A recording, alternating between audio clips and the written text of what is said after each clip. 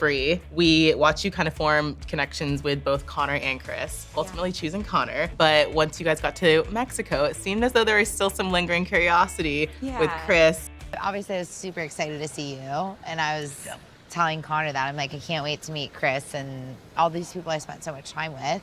You mentioned not having as deep of a conversation as you would have liked to have had with him. Yeah. So what were you ultimately hoping to talk more with him about? And what is it like for you to meet your number two in real life? How challenging does that become? When I look back at that moment, it's so interesting because I feel like it was such a personal journey for me of being like, we need to like acknowledge what just happened, right? And like just knowing it was so intense and so intimate and you're so vulnerable.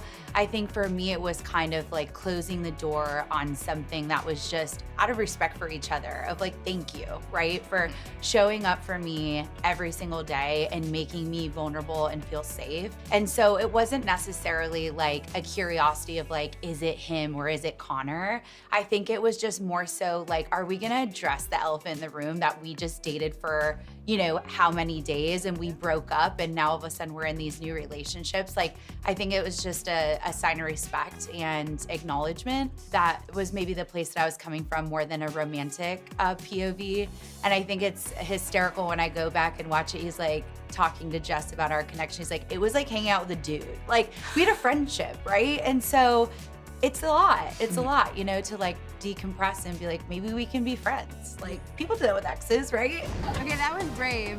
It meant nothing between me and him, I swear. Connor, I knew it. I knew when we were gonna get together as a group.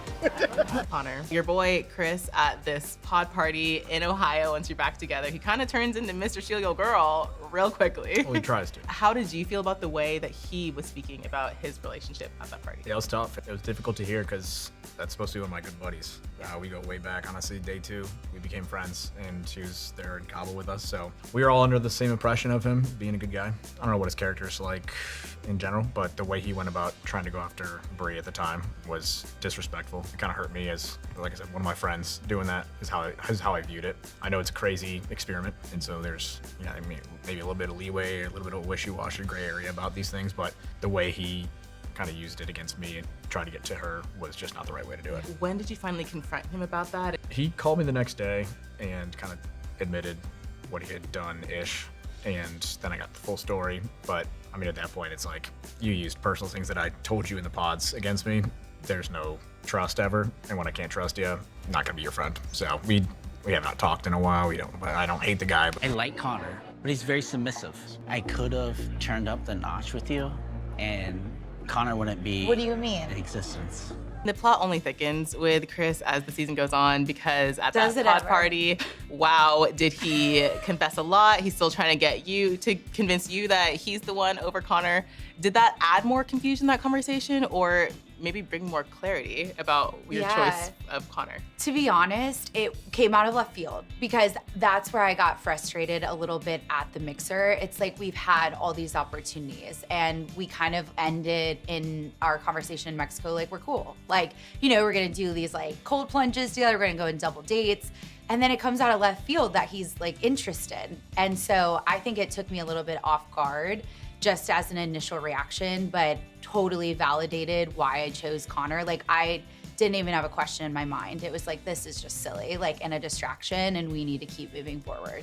I do like darker features. I like certain things in my woman, and I'm still trying to figure out and gauge whether the physical matches the emotional. I think it's important that you have a physical connection, and I'm still exploring that at the moment. Alex, you were open about struggling with the physical connection with Ashley, even saying that Brittany's more of your usual type. Is there anything you wish you would have handled differently about that whole situation?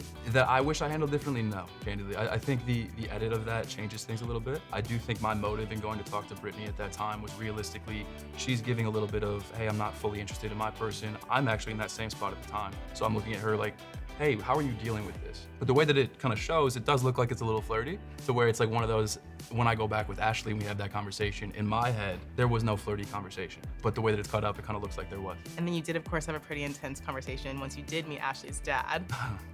Who's your male role model? Your grandfather? How old did your grandfather live to be? So what makes you think you can settle down? You're tired of moving? I'm a professional question asker, and I will tell you this. Ashley, She's just like me. How did you leave that conversation feeling? Flabbergasted, candidly. I've met my girlfriend's parents a couple of times, like throughout my dating career, like outside of this, and have never had a conversation like that. I do remember kind of the interview after it, just trying to just give it some time and see if it was like, was that my read of the situation and of him, or is that who he is as a person? I'm not gonna speak poorly on somebody else, but he and I obviously don't get along. He did even admit that Ashley typically has a bad picker. So how did it make you feel to hear that? Oh, Ashley self-admits that as well.